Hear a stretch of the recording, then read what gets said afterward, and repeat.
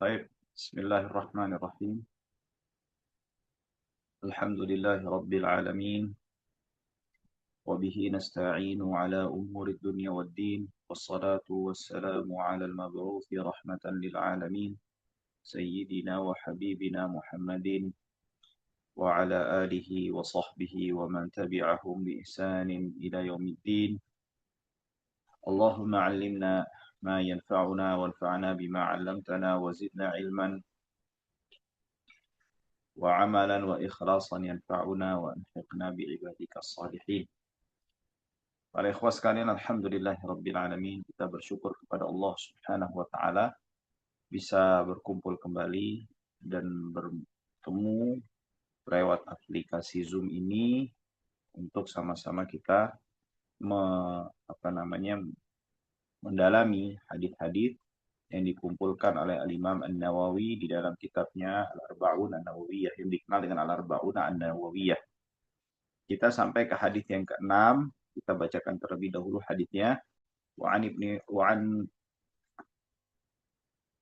النعمان بن بشير رضي الله تعالى عنهما قال سمعت رسول الله صلى الله عليه وسلم يقول إن الحلال بين وإن الحرام بين وبينهما أمور مشتبهات لا يعلمهن كثير من الناس فمن اتقى الشبهات استبرأ لدينه وعرضه ومن وقع في الشبهات وقع في الحرام كالراعي يرعى حول الحمى يوشك أن يرتع فيه ألا وإن لكل ملك حمى ألا وإن حمى الله محارمه ألا وإن في الجسد مضغة إذا صلحت صلح الجسد كله وإذا فسدت فسد الجسد كله ألا وهي القلب رواه البخاري ومسلم.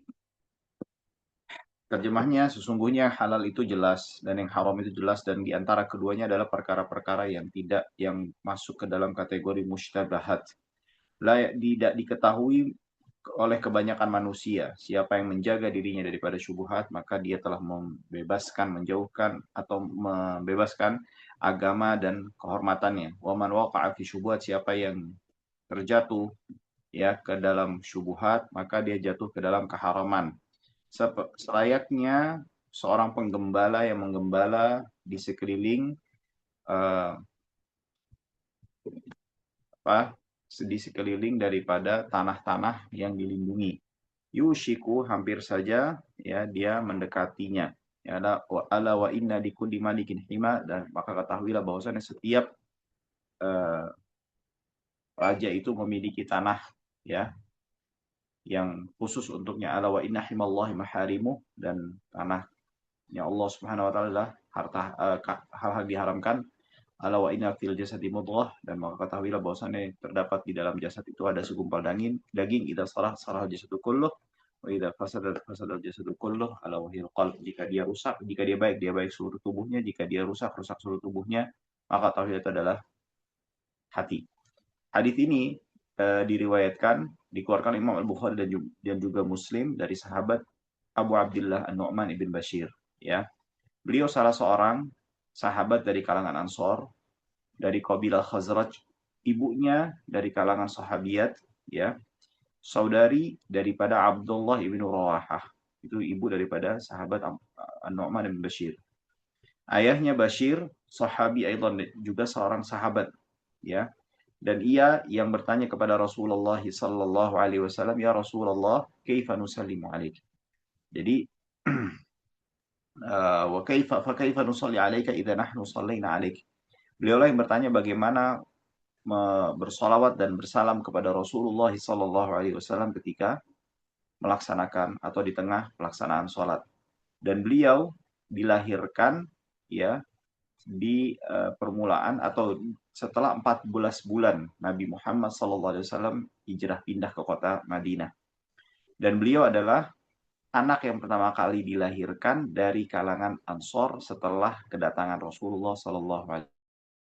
Sebagaimana halnya Abdullah bin Zubair, itu anak yang pertama kali dilahirkan di tahun yang sama, tapi dari kalangan siapa? Dari kalangan muhajirin. Nah, beliau meriwayatkan sekitar 100 hadis. Ada yang mengatakan 100 hadis, dan maaf 114 hadis. 114 hadis. Nah, beliau dahulu sempat menjadi pemimpin gubernur di kota Kufah, ya, di eranya siapa? Muawiyah. Lalu beliau dipindahkan untuk menjadi gubernur di wilayah Homs, ya. Nah, dan beliau memberikan loyalitasnya kepada Sayyidina Muawiyah dan anaknya Yazid. Tapi sepeninggal Yazid, ya, lalu beliau mengajak orang, ya, untuk apa? Untuk membaiat siapa? Membaiat Abdullah bin Zubair, ya. Nah, dan hadis ini tidak diriwayatkan, oh maaf, lalu ketika terjadi hal tersebut menjadikan penduduk Humus ini atau Syam itu kan memiliki semacam loyalitas yang tinggi kepada Banu Umayyah. Nah, tatkala siapa? Tatkala Nu'man bin Bashir ini mengajak penduduk Humus untuk berbaiat sepeninggal Yazid itu kepada Abdullah bin Zubair, menjadikan banyak penduduk Humus itu memberontak tidak terima sehingga terjadi apa yang terjadi sehingga beliau radhiyallahu anhu itu terbunuh, ya. Nah, hadis ini juga diriwayatkan bukan hanya dari An-Nu'man bin Bashir, tapi diriwayatkan dari beberapa orang sahabat sebagaimana yang dikatakan Imam Ibnu Rajab Al-Hanbali. Hadis ini diriwayatkan dari Ibnu Umar, Ammar bin Yasir, Jabir, Ibnu Mas'ud, Ibnu Abbas, dan termasuk juga Nu'man bin Bashir. Akan tapi dari semua sahabat yang meriwayatkan ini yang paling sahih riwayatnya adalah riwayat yang diriwayatkan dari jalur sampai kepada sahabat An-Nu'man ibnu Bashir. Baik. Nabi Muhammad SAW, ia berkata, Nu'man bin Bashir, saya mendengar Rasulullah SAW bersabda, Innal halala bayyin. Sesungguhnya halal itu terang benderang jelas. Yaitu yang halal itu apa? Yaitu yang sudah dijelaskan, disebutkan oleh Allah Subhanahu wa taala secara tegas di dalam Al-Qur'an dan juga Rasulnya Muhammad sallallahu alaihi wasallam di dalam hadisnya atau sabdanya. Dan juga kaum muslimin telah bersepakat akan kehalalan hal tersebut atau secara zatnya, ya, atau pada jenisnya. Artinya dia memiliki banyak tipe tetapi tergabung di dalam jenis yang sama yang dijelaskan oleh syariat baik Allah Subhanahu wa taala dalam Al-Qur'an atau Rasulnya dalam hadis ataupun kaum muslimin telah berijma akan kehalalan jenis tersebut, ya. Nah, dan juga termasuk di dalam hal yang dihalalkan, ya, sebagaimana pendapat yang masyhur dari dua pendapat adalah segala sesuatu yang belum jelas, ya, bahwasannya hal tersebut dilarang, ya. Jadi selama tidak ada larangan, ya, simpelnya seperti itu. Menurut sebagian pendapat ulama, maka itu diklasifikasikan ke dalam hal-hal yang dihalalkan oleh syariat. Tapi nanti ini ada pembahasannya. Oke. Nah, di sini Rasul Shallallahu Alaihi Wasallam pun juga mengatakan bahwasanya yang halal itu sudah dijelaskan, ya. Begitu juga wa innal harama bayyinun, dan juga yang diharamkan itu adalah juga jelas. Maksudnya yang haram di sini adalah apa? Setiap yang dijelaskan, ya, disampaikan oleh Allah Ta'ala, ya, ataupun Rasulnya Sallallahu Alaihi Wasallam, atau juga para kaum muslimin telah bersepakat akan keharaman zatnya ataupun jenisnya, ya. Jadi itu ketika ada penjelasan yang secara tegas yang menjelaskan tentang zatnya ataupun jenisnya itu, baik Allah Subhanahu wa taala yang menjelaskan secara tegas tanpa ada maknanya yang diperselisihkan, ataupun Rasulullah SAW pun juga demikian, ataupun juga begitu juga dengan kesepakatan kaum muslimin, maka itu juga dikategorikan sebagai hal yang diharamkan. Bayyinun, itu pun jelas. Nah, lalu selanjutnya Rasul Shallallahu Alaihi Wasallam bersabda, wa bainahuma umurun mushtabahat, ya, dan di antara keduanya, di antara yang dihalalkan dan diharamkan itu adalah apa? Itu ada perkara-perkara yang mushtabah, yang belum jelas, ya. Artinya belum jelas apakah dia masuk ke dalam hal yang dihalalkan ataupun yang diharamkan. Karena apa? Karena perbedaan di dalam memasukkan hal tersebut ke dalam dalil yang mana. Artinya ada sebagian perkara menjadi belum jelas hukumnya dikarenakan para ulama memasukkan perkara tersebut ke dalam dalil yang mana. Itu sehingga ketika ada perbedaan dari situ yang dimana masing-masing dalil itu menunjukkan kepada hal yang berbeda, ya. Jadi misalnya ada dalil A, dalil B. Nah, ini perkara ini masuk lebih cocok ke dalil A atau dalil B, ya. Nah, masing-masing dari dalil ini menunjukkan yang satu halal, yang satu haram. Nah, itu karena ada perbedaan itu sehingga tidak menjadikan perkara ini belum mencapai tingkatan yang jelas, ya. Ataupun juga perbedaan di dalam masalah memaknai daripada dalil-dalilnya itu. Apakah hal ini, ya, atau dalil ini menunjukkan kepada makna yang sedang dibicarakan itu, ya, yang dikategorikan mustabahat, ya, baik dalil tersebut masuk ke dalam perkara yang dihalalkan ataupun menunjukkan hal yang dihalalkan ataupun perkara yang diharamkan. Nah,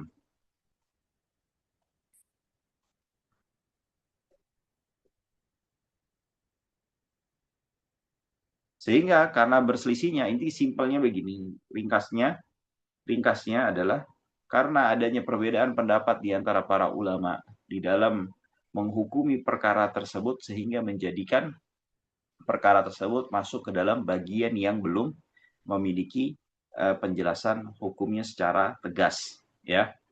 Nah, lima akan tapi Imam Ahmad, ya, dan itu yang tadi saya sebutkan sesuai dengan tafsirannya Imam Ahmad ibn Hanbal dan juga Ishaq ibn Rahawi, ya. Ishaq ibn Rahawi atau bisa dibaca Ishaq ibn Rahuyah, ya, dan juga a'immah yang lainnya di mana beliau berkata al-mustabah bimakhtulifa fi hilli aklihi, yaitu perkara-perkara yang diperselisihkan akan kebolehannya, ya. Seperti apa? Kalau khayli, seperti makan kuda. Sebagian ulama itu ada yang mengharamkan, tidak memperbolehkan mengkonsumsi kuda. Au syurbihi, atau berbeda pendapat di dalam kebolehan mengkonsumsi dalam artian meminumnya. Seperti nabi, ataupun lubsihi, atau mau, ya, mengenakannya, ya. Seperti juludus siba', seperti bulu daripada binatang buas. Naam. Au kasbihi ka bai'il inah, atau boleh menerima menjadikannya sebagai pendapatan seperti apa? Seperti transaksi inah. Nah, di dalam riwayatnya yang lain Imam Ahmad menafsirkan makna musytabah itu sebagai apa?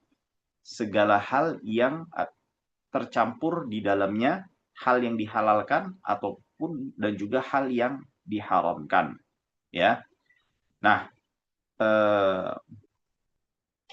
oleh dari itu Imam Ahmad menghakimi atau memberikan kesimpulan untuk dikeluarkan yang diharamkan tersebut dan memakan yang tersisa daripada yang masih di kategorinya halal, ya. Baik itu lebih sedikit ataupun lebih banyak, ya. Nah, termasuk ke dalam perkara mustabah itu apa? Bertransaksi, bermuamalah, ya, bekerja sama, ya, dalam hal bisnis, ya, dengan orang-orang yang hartanya itu ada yang haram ataupun ada yang halal. Nah, atau kita juga apa misalnya kita datang makan di rumah orang yang apa? Orang yang hartanya itu tercampur di situ, halal atau haram.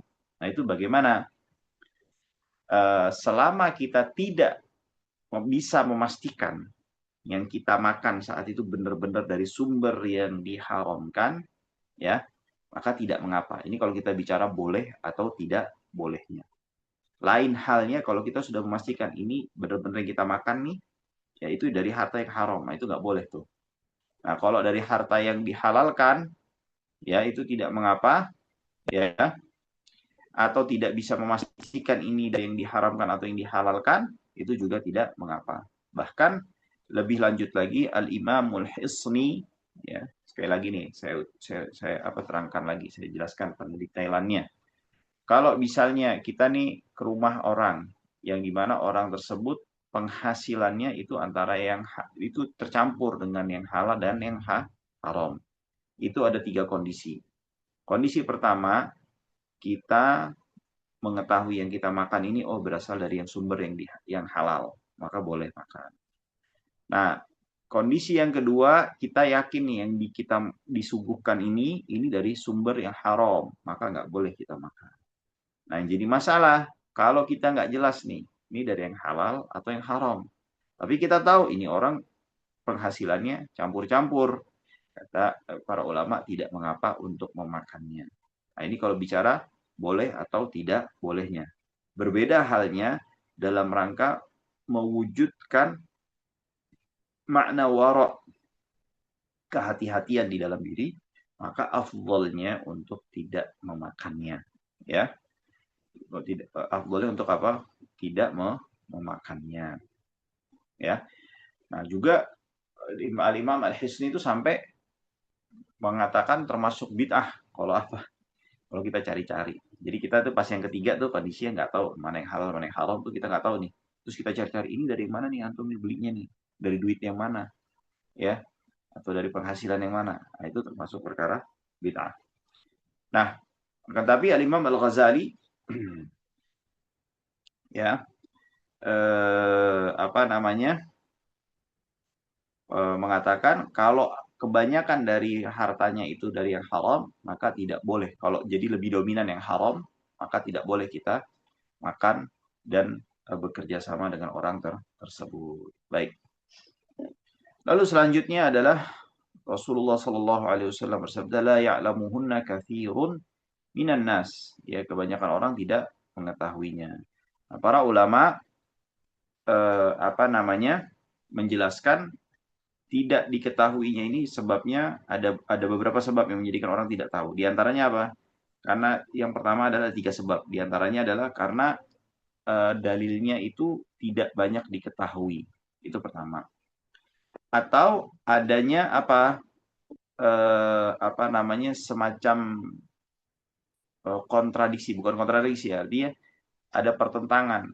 Ya, para ulama bersisi ini masuk dalil yang ini atau dalil yang ini, yang masing-masing mengatakan ini bisa ini yang halal, yang ini haram, yang satu lagi haram. Nah, ini ulama bersisi perkara ini masuk ke yang pertama atau yang kedua. Nah, itu karena ada perbedaan di situ sehingga menjadikan eh, apa namanya seseorang itu tidak dapat mengakses ilmunya dengan mudah, ya.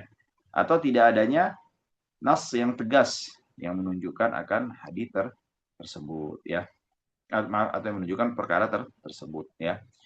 Walaupun demikian, kan kathirun minanas, bukan berarti tidak ada orang yang tidak ada orang sama sekali, tidak ada sama sekali orang yang mengetahuinya.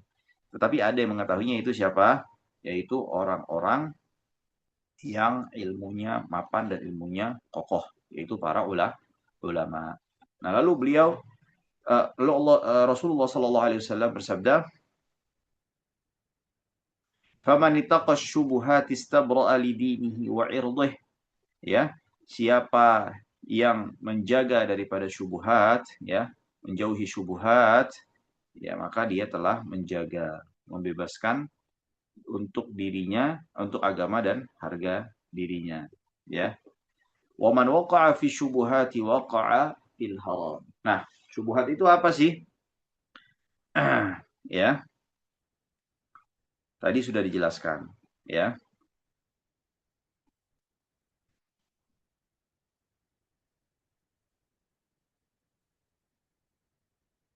Nah, lalu bagaimana hukumnya kita ketika mendapati perkara-perkara yang sifatnya masih diperselisihkan, masih belum diketahui secara pasti hukumnya, apakah dia dihalalkan atau diharamkan, ya. Kita masukkan ke yang mana? Kita masukkan ke mana? Kita masukkan ke yang dihalalkan atau kita masukkan yang diharamkan, ya. Nah, disebutkan para ulama ada yang mengatakan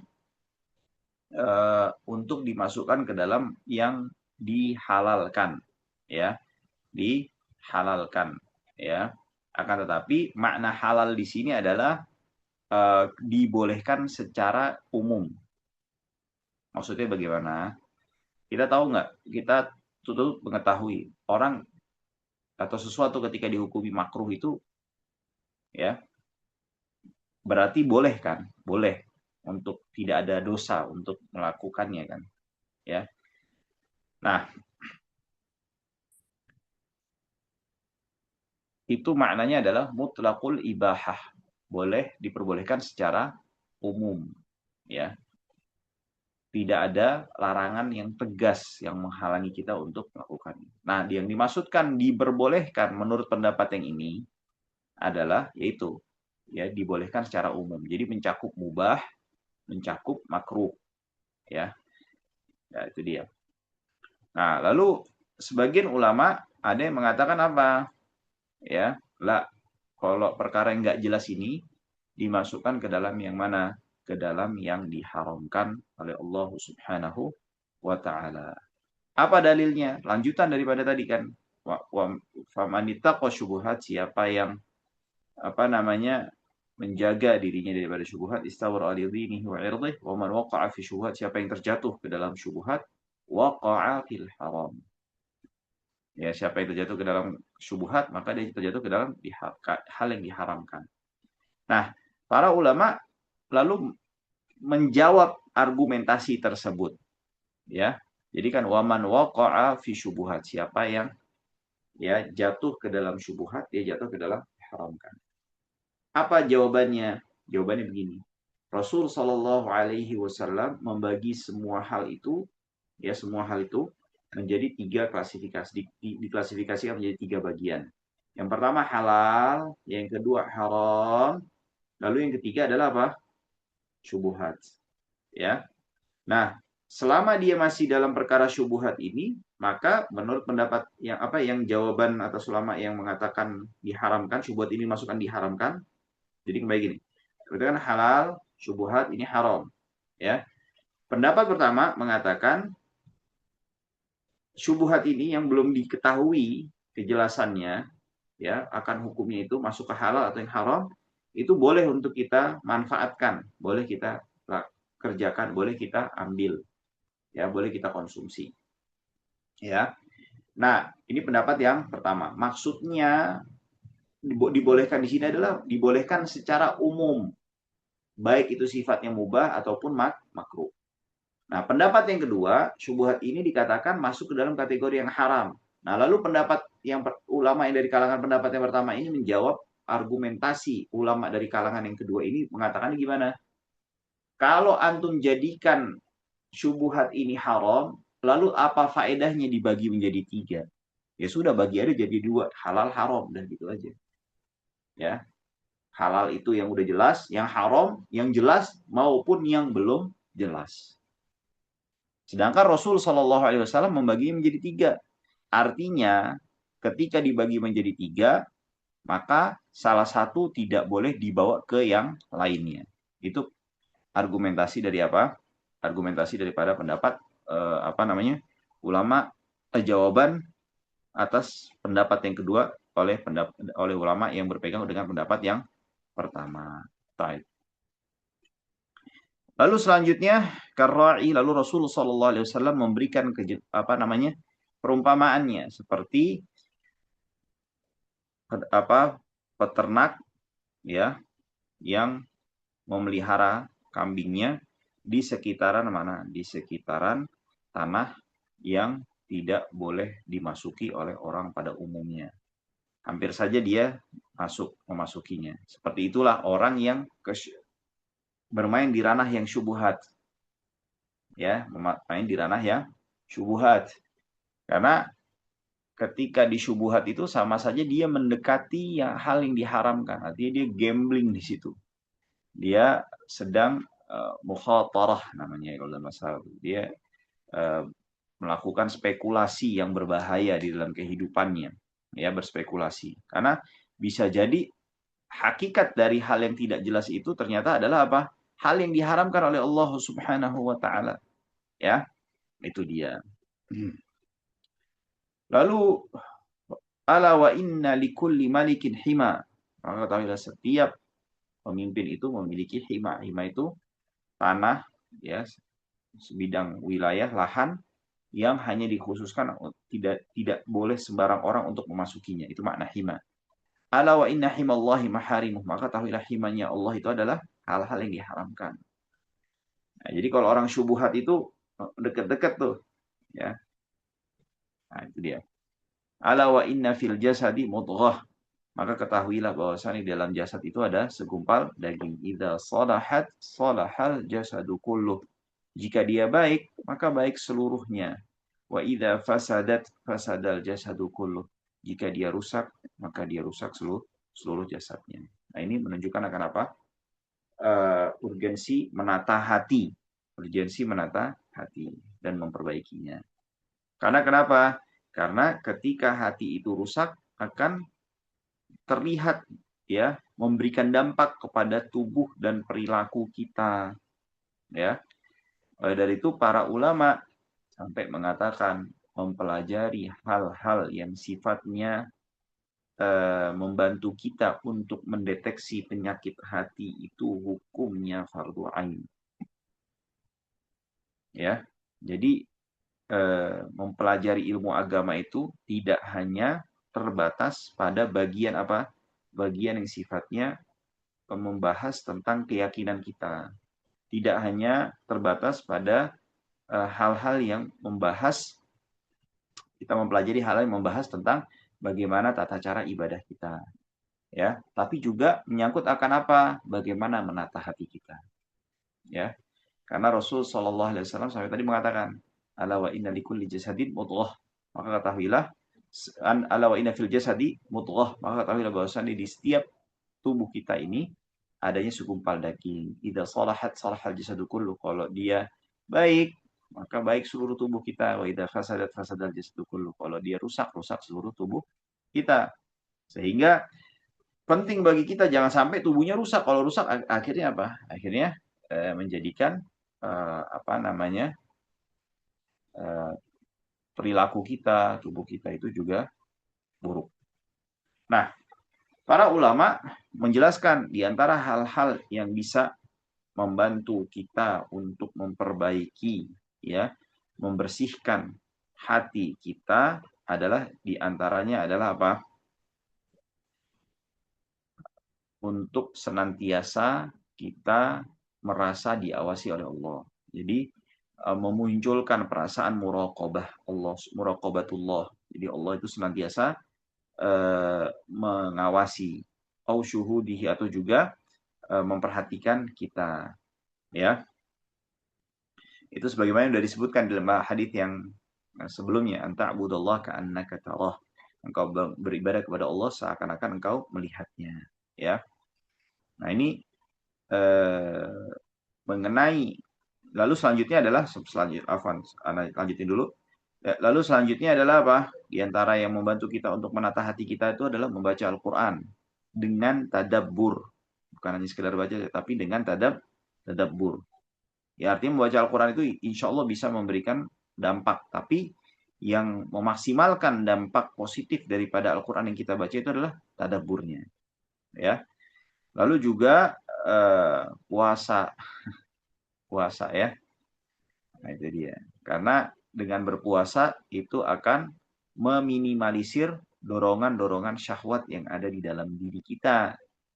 Nah, semakin dorongan syahwat itu apa namanya kecil, maka dorongan untuk berbuat kerusakan, hal-hal yang tidak baik pun juga ikut mengecil juga. Sehingga ketika kita berbuat berkurangnya perbuatan buruk yang kita lakukan akan lebih menjaga hati kita daripada dikotori, ya. Jadi kan kotornya hati itu, ya, kadang seiring berjalan dengan perbuatan juga gitu, ya. Maka dari itu diantara dengan apa? Dengan berpuasa. Baik. Lalu selanjutnya qiyamul lail juga diantaranya adalah salat malam, ya juga memohon ampun kepada Allah, wa mujalat salatismu, dan juga duduk menemani orang-orang soleh, duduk bersama orang soleh, ya. Karena dalam sebuah hadis di antara tanda ciri orang beriman, orang teman yang baik adalah ketika engkau melihatnya itu menjadikanmu mengingat Allah Subhanahu wa taala. Jadi teman-teman baik itu hanya duduk aja.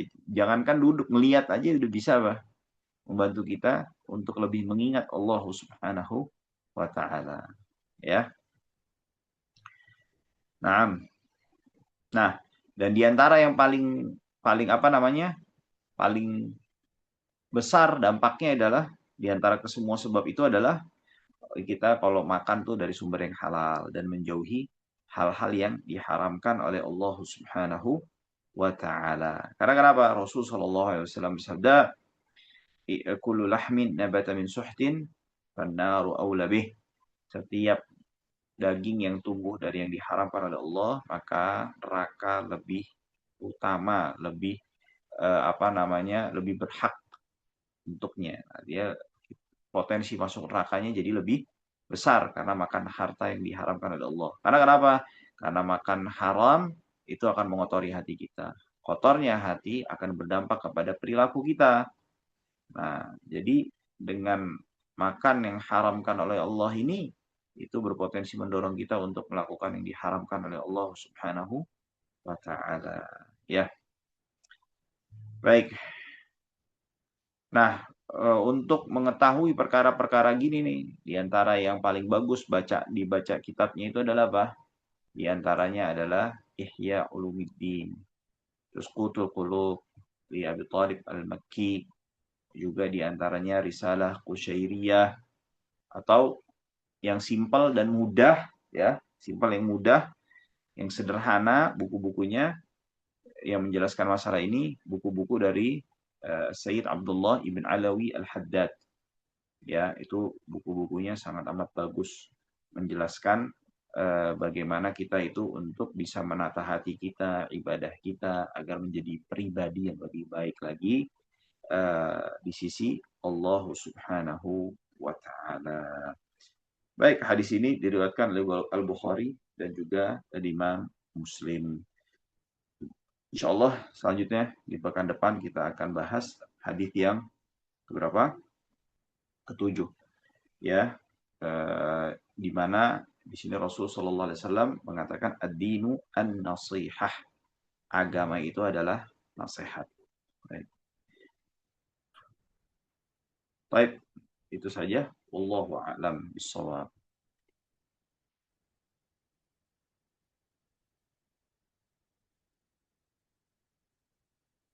Mungkin ada yang mau ditanyakan?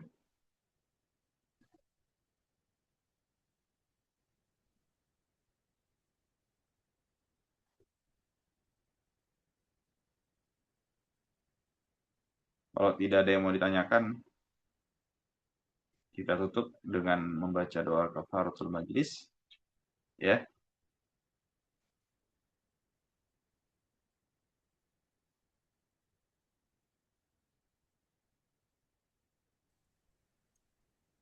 Baik, kalau nggak ada kita tutup doa kafaratul majlis. Subhanakallahumma bihamdik.